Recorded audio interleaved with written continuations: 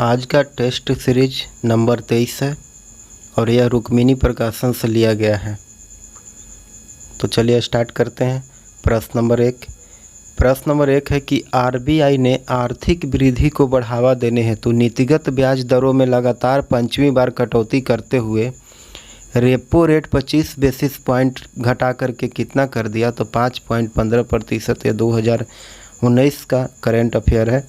अगला प्रश्न है कि पूर्व आरबीआई गवर्नर की आत्मकथा advice and dissent my life in public service, यह किसकी आत्मकथा है?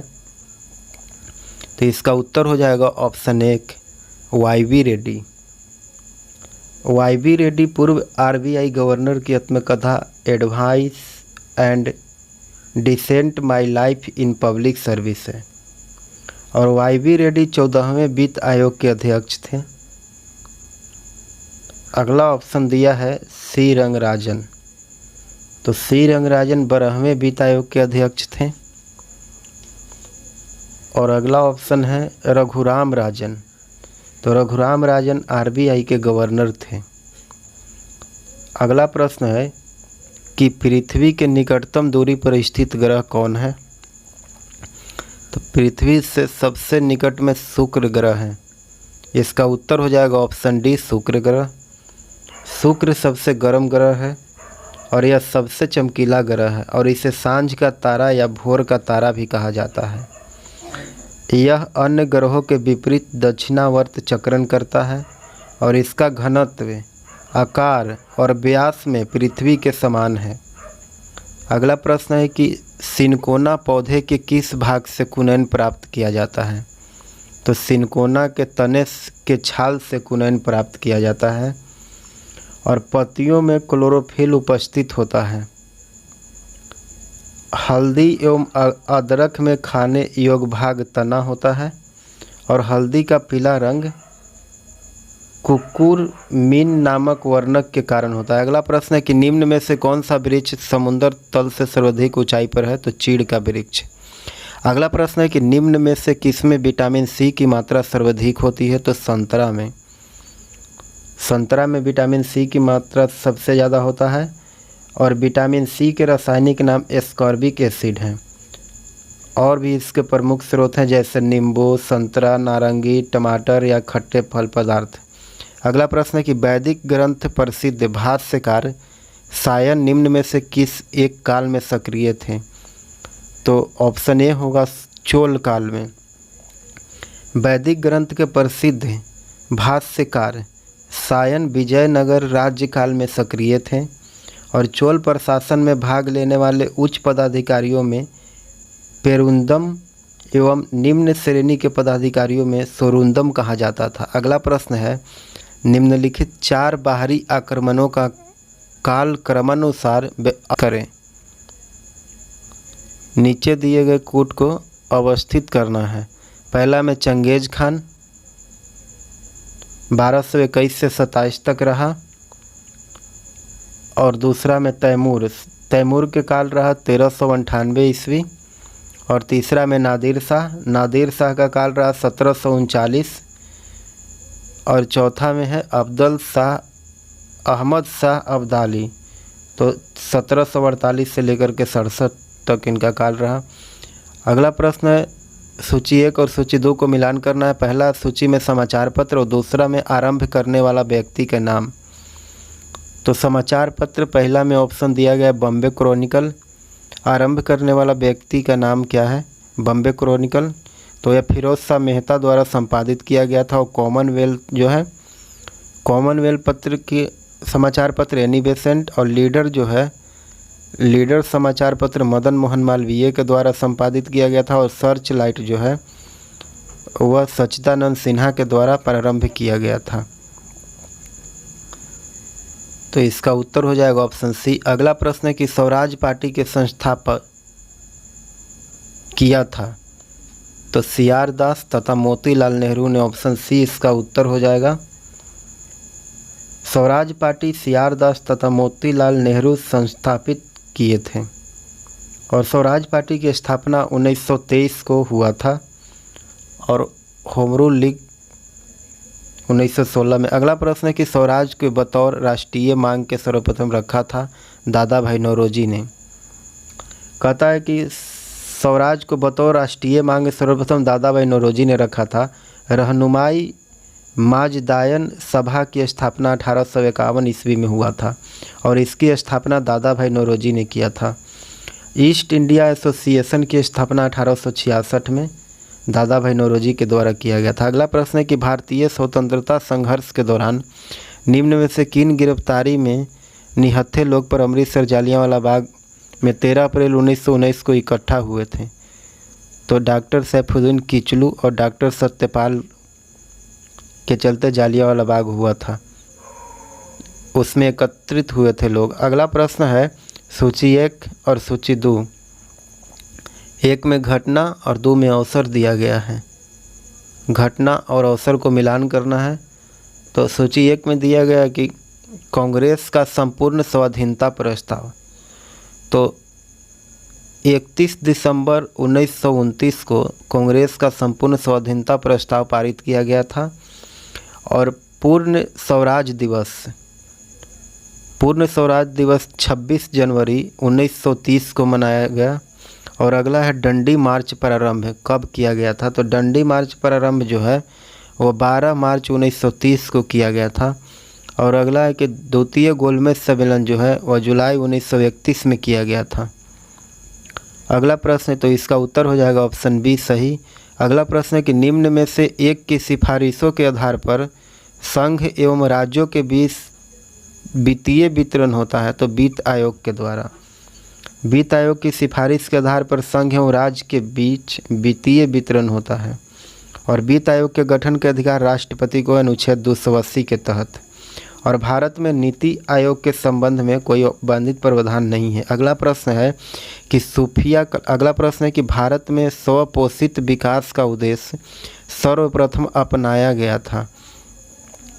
तो वह कौन सा योजना के तहत? तो यह तृतीय पंचवर्षीय योजना के तहत अपनाया गया था स्वपोषी विकास का। अगला प्रश्न है कि सूफिया कलाम जो एक प्रकार का भक्ति संगीत है वह कहाँ के विशेषता है? सूफिया कलाम। तो इसका उत्तर हो जाएगा ऑप्शन बी कश्मीर का। सूफिया कलाम जो एक प्रकार का भक्ति संगीत है वह कश्मीर की विशेषता है।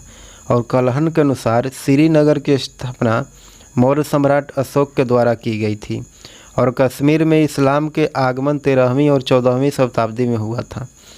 अगला प्रश्न है कि हाल ही में इंग्लैंड और वेल्स के उच्च न्यायालय ने विभाजन के बाद हैदराबाद के तत्कालीन निजाम के धन को लेकर के किस देश में निजाम के उत्तराधिकारियों के पक्ष में फैसला सुनाया? तो इसका उत्तर हो जाएगा ऑप्शन डी भारत। अगला प्रश्न है कि किस राज्य सरकार ने प्रदेश को प्लास्टिक कचरा मुक्त करने के उद्देश्य से रिसाइकल यानी पुनः चक्रित न होने वाला प्लास्टिक को खरीदने का निर्णय लिया? तो इसका उत्तर हो जाएगा ऑप्शन सी हिमाचल सरकार ने। अगला प्रश्न है कि आजा अल मंसूरी किस देश के पहले अंतरिक्ष यात्री हैं जो हाल ही में अंतर्राष्ट्रीय स्पेस स्टेशन से सकुशल वापस लौटे हैं? तो यह 2019 का करंट अफेयर है। तो इसका उत्तर हो जाएगा ऑप्शन सी संयुक्त अरब अमीरात के। अगला प्रश्न है कि चंद्रयान 20 के ऑर्बिटर के पोलैंड का क्या नाम है जिसने हाल ही में चंद्रमा पर चार्जेड पार्टिकल की खोज की है? तो इसका उत्तर हो जाएगा ऑप्शन बी क्लास नाम है। हाल ही में दक्षिणी अमेरिका देश ने ओपेक की सदस्यता छोड़ने की घोषणा की है। तो इसका उत्तर हो जाएगा ऑप्शन एक इक्वाडोर में। अगला प्रश्न है कि आरबीआई ने वित्त वर्ष 2019-20 के लिए जीडीपी ग्रोथ रेट का अनुमान 6.9% से घटाकर कितना कर दिया है? 6.1%। अगला प्रश्न है कि मिलान करना है सूची 1 और सूची 2। कप रंगास्वामी कप किसके लिए दिया जाता है? तो यह हॉकी के लिए दिया जाता है। और रिलायंस कप किसके लिए दिया जाता है? तो रिलायंस कप जो है यह क्रिकेट के लिए दिया जाता है। और रोवर्स कप जो है रोवर्स कप फुटबॉल के लिए दिया जाता है। और वेलिंगटन ट्रॉफी जो है यह नौका दौड़ के लिए दिया जाता है। तो इसका उत्तर हो जाएगा ऑप्शन सी। अगला प्रश्न है कि कंप्यूटर में स्मृति के प्रकार है यानी मेमोरी के प्रकार है, तो 24 के उत्तर हो जाएगा ऑप्शन 1 सेमीकंडक्टर और मैग्नेटिक। दो तरह के मेमोरी होते हैं कंप्यूटर में। अगला प्रश्न है कि इंसुलिन के उत्पादन किया जाता है, तो इंसुलिन का उत्पादन आइलेट्स ऑफ लैंगरहैंस के द्वारा किया जाता है। इंसुलिन के उत्पादन आइलैंड्स ऑफ लैंगरहैंस के द्वारा किया जाता है और इंसुलिन प्रोटीन का बना होता है। इंसुलिन और इस रोग में रक्त में शर्करा की मात्रा बढ़ जाती है और जिसके फलस्वरूप यूरिन के साथ शर्करा बाहर निकलता है, अतः इससे रोगी को कमजोरी होता है। अगला प्रश्न है कि उस वैज्ञानिक का नाम बताइए जिसने यह खोज की कि मलेरिया प्लाज्मोडियम नामक परजीवी से होता है, तो 26 के उत्तर क्या होगा option C Sir Roland Ross के द्वारा। रोलांड रॉस ने यह खोज की कि मलेरिया प्लाज्मोडियम नामक परजीवी से होता है और इसका संक्रमण मादा एनाफेलिज मच्छर के काटने से होता है और टीनियसिस टीनिया सेलियस नामक परजीवी से उत्पन्न होता है। अगला प्रश्न है कि हाल ही में किस स्थान पर भारत का पहला फ्लोटिंग बास्केटबॉल कोर्ट आरंभ किया गया, तो यह गोवा में किया गया। इसका उत्तर हो जाएगा 2B गोवा में। अगला प्रश्न है कि विचार करना है निम्नलिखित कथनों पर, तो इसका उत्तर हो जाएगा 1 और 3। आकाश के नीला दिखने का कारण प्रकाश का प्रकीर्णन है और सूर्योदय के समय सूर्य लाल दिखने के कारण प्रकाश का प्रकीर्णन है, यानी कथन दोनों सही है। इसका उत्तर हो जाएगा 1 और 3। अगला प्रश्न है कि प्रधानमंत्री मोदी हाल ही में किस देश के प्रधानमंत्री के साथ मेट्रो एक्सप्रेस और ENT अस्पताल का उद्घाटन किया, तो मॉरिशस के साथ। अगला प्रश्न है कि निम्नलिखित में से कौन एक राष्ट्रीय राजधानी नहीं है, तो इसका उत्तर हो जाएगा ऑप्शन सी न्यूयॉर्क जो है वह राष्ट्रीय राजधानी नहीं है। न्यूयॉर्क UNO का मुख्यालय है और बर्न स्विट्जरलैंड की राजधानी है।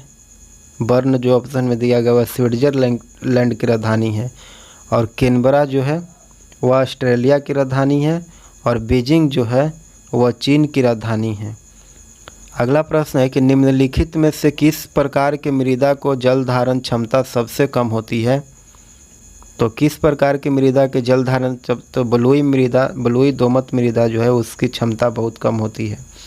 बलुई दोमट मृदा की जल धारण क्षमता सबसे कम होती है और मिट्टी के अध्ययन के विज्ञान को मृदा विज्ञान यानी पेडोलॉजी कहा जाता है और पुराने जलोढ़ मिट्टी को बंगर कहा जाता है और नई जलोढ़ मिट्टी को खादर कहा जाता है। चूने के इस्तेमाल कर लाल मिट्टी का उर्वरकता बढ़ाई जा सकती है। अगला प्रश्न है कि शेरशाह सूरी द्वारा किए गए सुधारों को सम्मिलित कीजिए, यानी शेरशाह सूरी द्वारा किए गए सुधार को मिलान करना है कि इनके द्वारा क्या क्या सुधार किया गया था इनके कार्यकाल में, उसको देखना है। तो चलिए इसका देखते हैं। राजस्व सुधार और प्रशासनिक सुधार और सैनिक सुधार, करेंसी प्रणाली में सुधार, यानी इनके द्वारा उपयुक्त में सभी इसका उत्तर होगा ऑप्शन डी। अगला प्रश्न है कि भारतीय संसद का संयुक्त अधिवेशन निम्नलिखित में से कौन एक बुला सकता है, तो यह राष्ट्रपति द्वारा बुलाया जा सकता है। भारतीय संविधान के अनुच्छेद 108 के अंतर्गत राष्ट्रपति संयुक्त अधिवेशन बुला सकते हैं और संयुक्त अधिवेशन की अध्यक्षता स्पीकर करते हैं। राष्ट्रपति भारत का संवैधानिक प्रधान होते हैं और एक ही व्यक्ति जितनी बार चाहे राष्ट्रपति के पद पर निर्वाचित हो सकता है।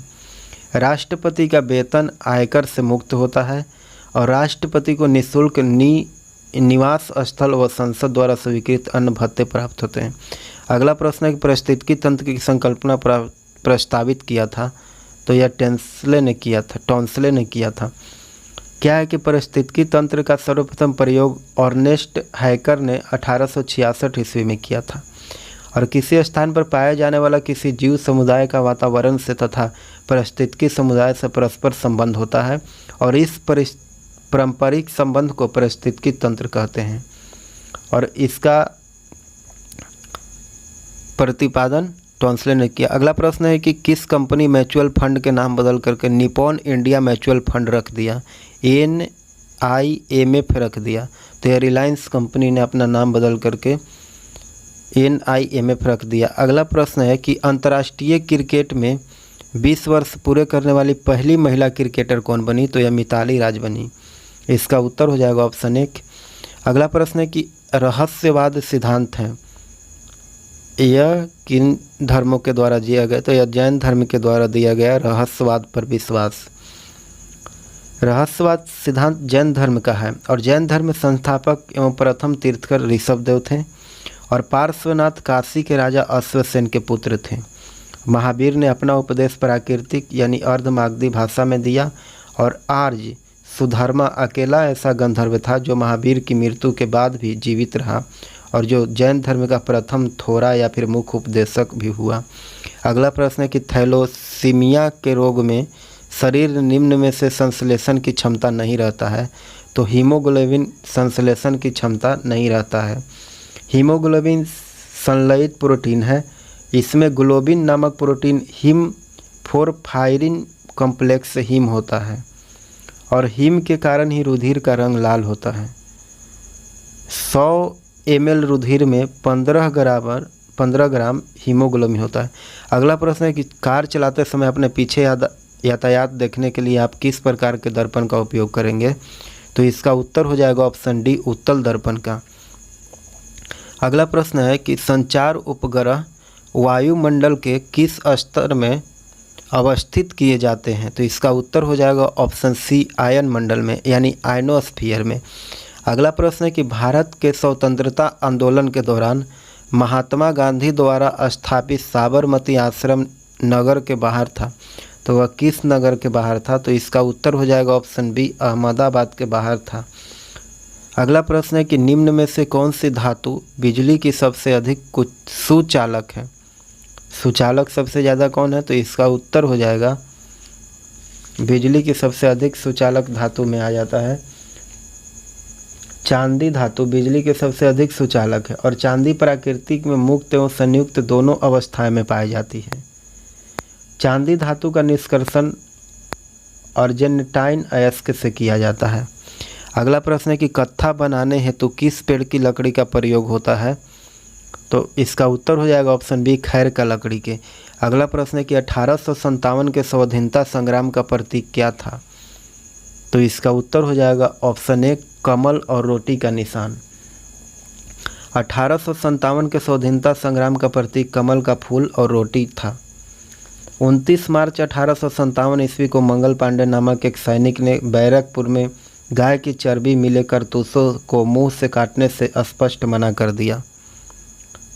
फलस्वरूप उसे गिरफ्तार कर 8 अप्रैल 1857 को फांसी दे दी गई और 10 मई 1857 के दिन मेरठ के पैदल टुकड़ी 20 NI ने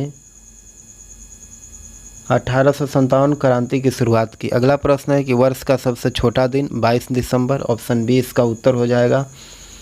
वर्ष के सबसे छोटा दिन 22 दिसंबर को होता है और क्या है, 21 जून को उत्तरी गोलार्ध में सबसे बड़ा दिन होता है और 22 दिसंबर को दक्षिणी गोलार्ध में सबसे बड़ा दिन होता है और 22 सितंबर और 21 मार्च के दिन एवं रात बराबर होते हैं। 22 सितंबर और 21 मार्च के दिन और रात दोनों बराबर होते हैं। 3 जनवरी को सूर्य और पृथ्वी की दूरी अपेक्षाकृत कम हो जाती है। अगला प्रश्न है कि गोलकुंडा का वर्तमान में क्या नाम है या क्या कहा जाता है? तो हैदराबाद कहा जाता है गोलकुंडा को वर्तमान में। गोलकुंडा को वर्तमान में हैदराबाद कहा जाता है और हैदराबाद के मुगलों से स्वतंत्र कराने के बाद निजाम उल मुल्क असफ जहां इसका संस्थापक बना 1724 में। कर्नाटक का संस्थापक सादुतुल्ला खां था, कर्नाटक का संस्थापक। अगला प्रश्न है कि निम्न में से कौन सा टैक्स प्रत्यक्ष कर नहीं है? तो इसका उत्तर हो जाएगा ऑप्शन सी, बिक्री कर। बिक्री कर प्रत्यक्ष कर नहीं है। आयकर, संपत्ति कर, उपहार कर प्रत्यक्ष कर के अंतर्गत रखा जाता है। बिक्री कर, तट कर, उत्पाद कर, सीमा शुल्क सभी अप्रत्यक्ष कर हैं। इसमें आ जाता है क्या क्या? बिक्री कर, तट कर, उत्पाद कर, सीमा शुल्क सभी अप्रत्यक्ष कर हैं। किस वाद ने संसद में मौलिक अधिकारों में संशोधन का अधिकार दिया? तो इसका उत्तर हो जाएगा ऑप्शन ए केशवानंद भारतीवाद ने। केशवानंद भारतीवाद ने संसद में मौलिक अधिकारों का संशोधन के अधिकार दिया और केशवानंद भारतीवाद 1973 में आया था और इसके द्वारा संसद को मौलिक अधिकार में परिवर्तन का अधिकार दे दिया। अगला प्रश्न है कि इबादत खाना का निर्माण किसने करवाया था? इबादत खाना का निर्माण, तो इसका उत्तर हो जाएगा ऑप्शन सी अकबर के द्वारा किया गया था। अकबर का राजाभिषेक 14 फरवरी 1556 को पंजाब के कालानौर नामक स्थान पर हुआ और अकबर के सेनापति मान सिंह था और अकबर ने जैन धर्म के जैनाचार्य हरि विजय सूरी को जगत गुरु की उपाधि प्रदान की थी। अगला प्रश्न है कि मानव शरीर का कौन सा भाग शरीर ताप को नियंत्रित करता है? तो 50 के उत्तर हो जाएगा हाइपोथैलेमस। अगला प्रश्न है कि विश्व मानसिक स्वास्थ्य दिवस थीम इस बार क्या है? तो 2019 का करंट अफेयर है, तो इसका थीम था मानसिक स्वास्थ्य संवर्धन तथा आत्महत्या रोकथाम। अगला प्रश्न है कि गुरुजल क्या है? तो इसका उत्तर हो जाएगा option A oxygen plus heavy hydrogen. अगला प्रश्न है कि अग्निशामक में कौन सी गैस काम आती है? तो कार्बन डाइऑक्साइड अग्निशामक में काम आती है। अगला प्रश्न है कि गुप्त संवत की स्थापना किसने की थी? तो इसका उत्तर हो जाएगा ऑप्शन ए चंद्रगुप्त प्रथम ने। गुप्त संवत की स्थापना चंद्रगुप्त प्रथम के द्वारा किया गया 319 से लेकर के 320 ईसा पूर्व के बीच। और चंद्रगुप्त द्वितीय के शासनकाल में चीनी बौद्ध यात्री फहियान भारत आया था। शकों पर विजय के उपलक्ष्य में चंद्रगुप्त द्वितीय ने चांदी के सिक्के चलवाए। अगला प्रश्न है कि भारत में सबसे बड़ी नौका प्रतियोगिता कहाँ होती है? तो इसका उत्तर हो जाएगा ऑप्शन बी केरल में। अगला प्रश्न है कि भारत का प्रथम परमाणु संयंत्र निम्न में से कौन है? प्रथम परमाणु संयंत्र, तो इसका उत्तर हो जाएगा ऑप्शन सी तारापुर। अगला प्रश्न है मिलान करना है सूची 1 और सूची 2 को। रुक्मिणी देवी जो है, रुक्मिणी देवी क्या है? तो रुक्मिणी देवी जो है वह शास्त्रीय गायन से संबंधित है।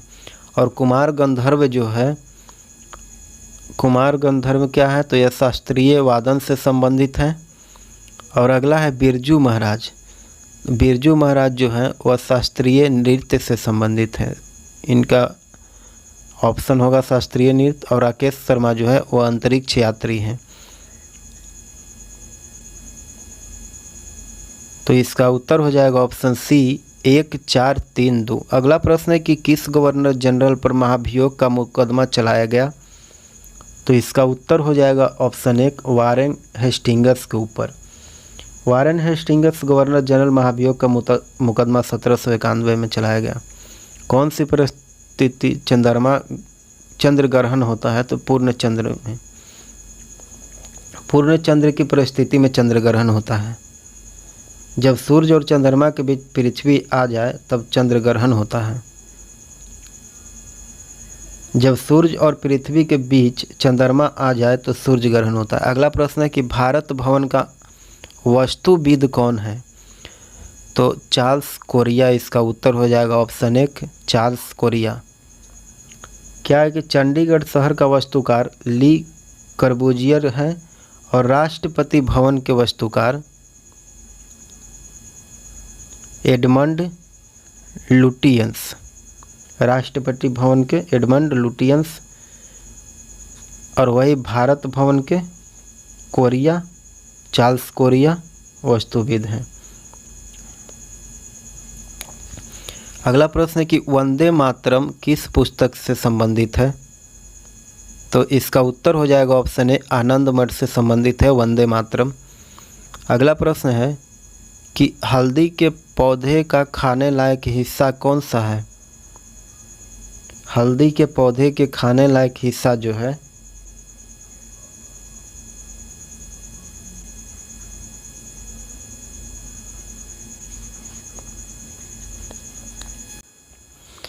अगला प्रश्न है कि हल्दी के पौधे के खाने लायक हिस्सा कौन सा है? तो इसका उत्तर हो जाएगा ऑप्शन बी प्रकंद। हल्दी के पौधे खाने वाला हिस्सा प्रकंद है और इस प्रकार के तना जमीन के अंदर क्षैतिज वृद्धि करता है और इसमें नोड और इंटर नोड पाए जाते हैं। कलियां उपस्थित होती है जैसे हल्दी और अदरक। हल्दी और अदरक में खाने योग्य भाग तना है और हल्दी का पीला रंग कुकुरमीन नामक वर्णक के चलते होता है। अगला प्रश्न है कि सामान्य ट्यूबलाइट में कौन सी गैस होती है? तो इसका उत्तर हो जाएगा ऑप्शन सी, ऑर्गन के साथ मर्क्यूरी वेपर। क्या है कि सामान्य ट्यूबलाइट में ऑर्गन के साथ मर्क्यूरी वेपर होता है और ऑर्गन की खोज रैमजे ने की थी। ऑर्गन का उपयोग विद्युत बल्बों में भरने के लिए किया जाता है क्योंकि इसकी उपस्थिति में विद्युत बल्ब का तंतु ज़्यादा समय तक सुरक्षित रहता है। और पारा या मरकरी का तीव्र चांदी क्विक सिल्वर के नाम से भी जाना जाता है। अगला प्रश्न है कि अंडमान व निकोबार। तो इसका उत्तर हो जाएगा कि बंगाल की खाड़ी द्वीप समूह है अंडमान एवं निकोबार। कहता है कि अंडमान और निकोबार बंगाल की खाड़ी में द्वीप समूह है और अंडमान और निकोबार द्वीप समूह के आधुनिक इतिहास 18वीं सदी से शुरू होता है और अंडमान से दक्षिण की ओर अंडमान समुद्र तथा 10 डिग्री चैनल जलधारा के दक्षिण में निकोबार द्वीप समूह है। अगला प्रश्न है कि डेल्टा के निर्माण उन स्थानों पर होता है जहां निम्नलिखित नहीं होते हैं। तो निम्नलिखित में क्या नहीं होता है? तो गहरा समुद्र नहीं होता है, वहां डेल्टा का निर्माण होता है। डेल्टा का निर्माण उस स्थान पर होता है जहां गहरे समुद्र नहीं होते हैं और चंद्रमा का ज्वार उत्पादन बल सूर्य की अपेक्षा दोगुना होता है क्योंकि यह सूर्य की तुलना में पृथ्वी से अधिक निकट होती है और महासागरीय जल का सतह का औसत दैनिक तापांतर नगण्य होती है। महासागरीय जल का उच्चतम वार्षिक तापक्रम अगस्त एवं न्यूनतम वार्षिक तापक्रम जनवरी फरवरी में अंकित किया गया। अगला प्रश्न है कि डेल्टा का निर्माण अगला प्रश्न है कि विश्व में पहले पर्यावरणीय अनुसंधान उपग्रह वीनस का प्रक्षेपण किया तो किसने किया? तो इजराइल ने किया। अगला प्रश्न है कि फिनिक्स फार्म की स्थापना किसने की? Phoenix farm. तो इसका उत्तर हो जाएगा option B, Mahatma Gandhi. Phoenix farm की स्थापना दक्षिण अफ्रीका में महात्मा गांधी के द्वारा किया गया और नटाल हाउस एवं टॉयल फार्म की स्थापना गांधी द्वारा दक्षिण अफ्रीका में किया गया था और दक्षिण अफ्रीका में सर्वप्रथम 1907 में रंगभेद नीति का विरोध किया गया। अगला प्रश्न है कि विश्व प्रतिस्पर्धा सूचकांक 2019 में भारत का रैंक कौन सा है? तो इसका उत्तर हो जाएगा ऑप्शन सी, 68वां। अगला प्रश्न है कि भारत के राज्य चिन्ह पर अंकित शब्द सत्यमेव जयते किस पुस्तक से लिया गया? तो इसका उत्तर हो जाएगा भारत के राज्य चिन्ह पर अंकित सत्यमेव जयते मुंडकोपनिषद से लिया गया है और मुंडकोपनिषद यज्ञ प्रति अविश्वास व्यक्त किया गया है। गीता जो है वह महाभारत का परिशिष्ट कहा जाता है और रामायण के लेखक जो है वह वाल्मीकि ने रामायण की रचना किया था। ऋग्वेद का उपवेद आयुर्वेद है। अगला प्रश्न है कि मनुष्य के शरीर में पसलियों की कितनी जोड़ी होती है? तो इसका उत्तर हो जाएगा ऑप्शन 1, 12 जोड़ी यानी 24 हुआ। मानव शरीर में पसलियों 12 जोड़ी होती है और मनुष्य में स्पाइरल नस की संख्या 31 जोड़ी है। अगला प्रश्न है कि मानस का हंस के लेखक कौन है? तो इसका उत्तर हो जाएगा ऑप्शन सी, अमृतलाल नागर। मानस का हंस यानी मानव का हंस के लेखक अमृतलाल नागर हैं और जयशंकर प्रसाद। अगला ऑप्शन में है जयशंकर प्रसाद। तो जयशंकर प्रसाद आधुनिक भारत के सबसे बड़ा नाटककार हैं और प्रेमचंद जो है वह 1936 ईस्वी में गोदान पुस्तक लिखी थी और गोदान के मुख्य शीर्षक हैं होरी और उसकी पत्नी धनिया। अगला प्रश्न है कि वैज्ञानिक एस चंद्रशेखर को नोबेल पुरस्कार किस कार्य के लिए मिला था? तो इसका उत्तर हो जाएगा ऑप्शन ए, नक्षत्र भौतिकी के लिए। वैज्ञानिक एस चंद्रशेखर को नोबेल पुरस्कार नक्षत्र भौतिकी के लिए मिला और एस चंद्रशेखर को नोबेल अवार्ड 1983 में दिया गया। नोबेल पुरस्कार की संस्थापक स्वीडिश रसायन शास्त्री तथा उद्योगपति अल्फ्रेड बर्नार्ड नोबेल की स्मृति में दी जाती है। आईडीए की व्यवस्था कौन सी संस्था करती है, यानी अंतर्राष्ट्रीय विकास संघ की? तो इसका उत्तर हो जाएगा विश्व बैंक, ऑप्शन ए। अंतर्राष्ट्रीय विकास संघ की व्यवस्था विश्व बैंक करती है और अंतर्राष्ट्रीय विकास संगठन की स्थापना 24 दिसंबर 1960 को हुआ और 1961 में यह संयुक्त राष्ट्र संघ का अंग बना और यह भी विश्व बैंक के सहयोगी संस्था है। अंतर्राष्ट्रीय विकास संगठन का मुख्यालय वाशिंगटन में है और अंतर्राष्ट्रीय विकास संगठन का मुख्य उद्देश्य अविकसित देशों को आर्थिक मदद पहुंचाना है। चाइना मैन किसे कहते हैं? तो इसका उत्तर हो जाएगा ऑप्शन डी, बाएं हाथ के धीमे गेंदबाज द्वारा फेंकी गई ऑफ ब्रेक गेंद को चाइना मैन कहते हैं।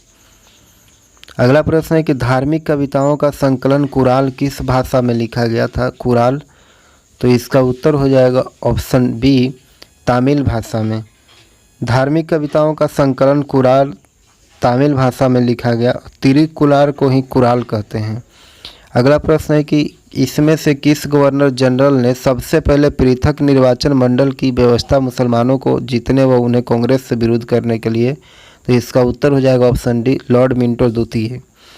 लॉर्ड मिंटो द्वितीय ने सबसे पहले पृथक निर्वाचन मंडल की स्थापना की और मुसलमानों को जीतने व उन्हें कांग्रेस के विरोध करने के लिए इस्तेमाल की और 1907 ईस्वी में कांग्रेस के सूरत अधिवेशन में कांग्रेस का विभाजन हो गया और 1907 में आंग्ल एवं रूसी प्रतिनिधि मंडल की बीच बैठक हुआ। अगला प्रश्न है कि कौन से मिश्र धातु नहीं है? तो तांबा जो है वो मिश्र धातु नहीं है, लेकिन ब्रॉन्ज, पीतल और स्टील ये तीनों जो है वह मिश्र धातु है। पीतल में कॉपर 70% और जिंक जो है वह 30% रहता है और ब्रॉन्ज में कॉपर 80%,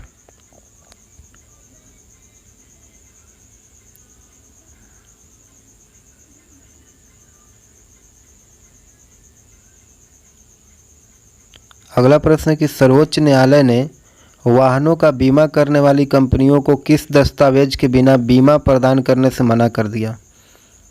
तो इसका उत्तर हो जाएगा ऑप्शन सी, प्रदूषण दस्तावेज के बिना। अगला प्रश्न है कि अवमूल्य की प्रमुख लक्ष्य क्या होता है? तो निर्यात को बढ़ावा देना। अवमूल्य का प्रमुख लक्ष्य निर्यात का बढ़ावा देना होता है और देश द्वारा अवमूल्य के द्वारा जानबूझकर विदेशी मुद्रा की तुलना में किसी देश द्वारा मूल्य का कम करना है। अवमूल्य के द्वारा निर्यात बढ़ाना तथा आयात को हतोत्साहित किया जाएगा और इसके विपरीत विदेशी सामान महंगा होने लगेगा। अगला प्रश्न है कि स्पिरिट ऑफ केरल नामक शॉर्ट फिल्म के निर्देशक? तो इसका हो जाएगा उत्तर ऑप्शन बी, अरुण जोसेफ। अगला प्रश्न है कि द्वितीय विश्व युद्ध के दौरान किस जर्मन जनरल का नाम डेजर्ट फॉक्स रखा गया था? तो इसका उत्तर हो जाएगा ऑप्शन सी, रोमेल को। द्वितीय विश्व युद्ध के दौरान रोमेल का नाम डेजर्ट फॉक्स रखा गया, जो हिटलर के सेनापति था और द्वितीय विश्व युद्ध में 61 देशों ने भाग लिया था और द्वितीय विश्व युद्ध का तत्कालीन कारण जर्मनी का पोलैंड पर आक्रमण था। जर्मनी का पोलैंड पर आक्रमण था और जर्मनी ने वर्साय के संधि का उल्लंघन किया। 1930 के दशक में प्रारंभ हुआ। भारत के किस भाग में नहर सिंचाई पद्धति सबसे अधिक प्रचलित है? तो इसका उत्तर हो जाएगा ऑप्शन डी, उत्तर प्रदेश में नहर सिंचाई पद्धति और तमिलनाडु में जो है वह कुएं से सबसे ज़्यादा खेती होती है। अगला प्रश्न है कि सामाजिक न्याय के उद्देश्य का उल्लेख भारतीय संविधान में कहाँ किया गया है? तो इसका उत्तर हो जाएगा ऑप्शन डी, उद्देशिका में किया गया है और सामाजिक न्याय के उद्देश्य के उल्लेख उद्देशिका प्रस्तावना में भारतीय संविधान में किया गया। क्या कहता है कि सामाजिक न्याय का अभिप्राय है कि कमजोर वर्गों के प्रति सरकार विशेष रक्षा उपाय करेगी। अनुच्छेद 14 में कानून के समक्ष समता के अधिकार से ही है और अनुच्छेद 15 जो है वह सार्वजनिक स्थानों के उपयोग में भेदभाव नहीं करने के निषेध है और 16 क्या है कि अवसर की समानता है। अगला प्रश्न है कि लिंग संवेदनशीलता सूचकांक GVI बिहार का कौन सा स्थान प्राप्त है? तो इसका उत्तर हो जाएगा ऑप्शन डी 30वां स्थान। 2019 के करंट अफेयर से लिया गया यह प्रश्न है। अगला प्रश्न है कि अप्रत्यक्ष कर का भार मुख्यतः किन्हें वहन करना पड़ता है, तो इसका उत्तर हो जाएगा ऑप्शन ए निर्माताओं को। अगला प्रश्न है कि सुदीर्घकालिक गतिहीनता का अर्थ क्या है, तो एक गतिहीन अर्थव्यवस्था। 86 के उत्तर हो जाएगा कि सुदीर्घकालिक गतिहीनता का अर्थ है कि एक गतिहीन अर्थव्यवस्था। अगला प्रश्न है कि क्लोरोफिल प्रकाश के किस घटक को परिवर्तित करता है, तो इसका उत्तर हो जाएगा ऑप्शन डी हरा रंग के। अगला प्रश्न है कि कांच के कौन सी किस्म तापरोधी है, तो इसका उत्तर हो जाएगा ऑप्शन डी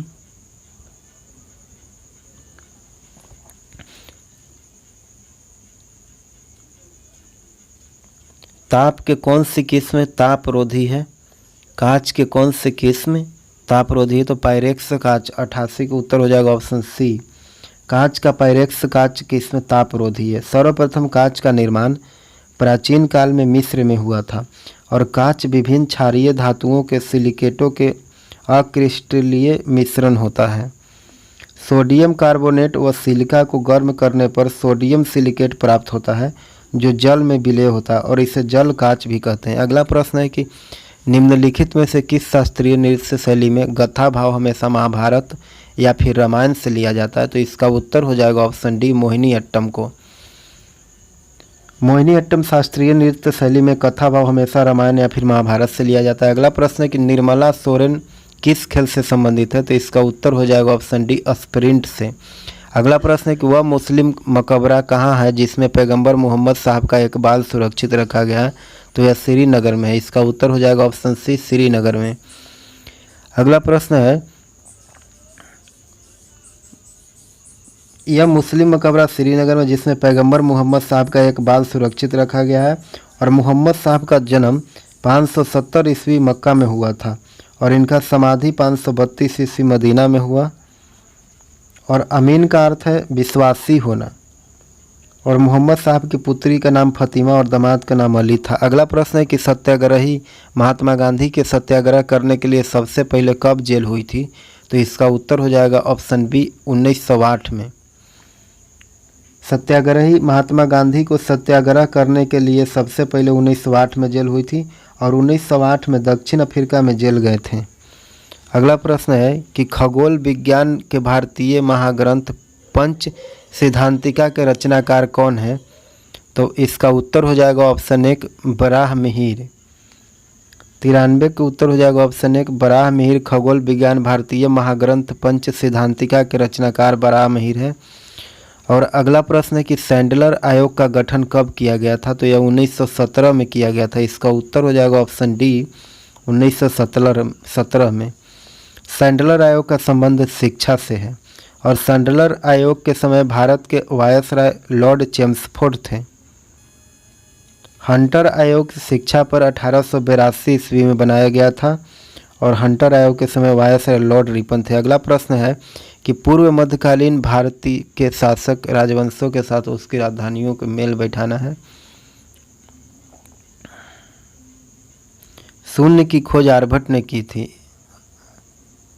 शून्य की खोज आर्यभट्ट ने की थी और आर्यभट्ट ने सूर्य सिद्धांतिका नामक ग्रंथ की रचना भी किए थे।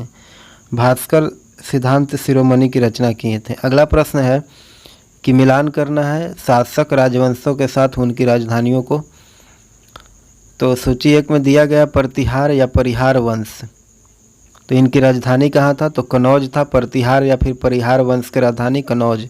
और चंदेल वंश की राजधानी, तो चंदेल वंश की राजधानी जो था वह खजुराहो था। और परमार या फिर पवार वंश की राजधानी जो था वह धार था, धार। अगला प्रश्न है कि चालुक्य सोलंकी इनकी राजधानी कहाँ थी, तो इनकी राजधानी अहिलवाड़ा थी, अहिलवाड़ा। अगला प्रश्न है कि त्रिपक्षीय संघर्ष की पहल किसने की थी, तो इसका उत्तर हो जाएगा ऑप्शन ए वत्स्य राज ने। त्रिपक्षीय संघर्ष का पहल वत्स्य राज ने किया और वत्स्य राज गुर्जर प्रतिहार वंश के शासक था।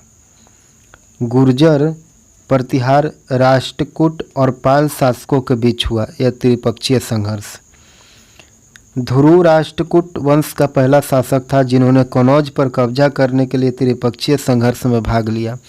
अगला प्रश्न है कि वरिष्ठ नागरिकों के लिए प्रथम सरकार समर्थित डे केयर रिक्रिएशन सेंटर का उद्घाटन किस शहर में किया गया? तो इसका उत्तर हो जाएगा ऑप्शन ए लेह में। अगला प्रश्न है कि केंद्रीय स्वास्थ्य मंत्रालय ने किस संस्थान से ई दंत सेवा लॉन्च किया है? तो एम्स से ई दंत सेवा लॉन्च किया है। अगला प्रश्न है कि इनाम भूमि किसे दिया जाता था? तो विद्वान और धार्मिक व्यक्ति को दिया जाता था इनाम भूमि। इनाम भूमि और धार्मिक व्यक्ति को दिया जाता था। चोल वंश के ब्राह्मणों को कर मुक्त भूमि को चतुर्श्वेद मंगलम कहते हैं और ब्राह्मणों को दान में दी गई भूमि ब्रह्मदेव कहलाती थी और खलसा भूमि कहा गया था मध्यकाल में।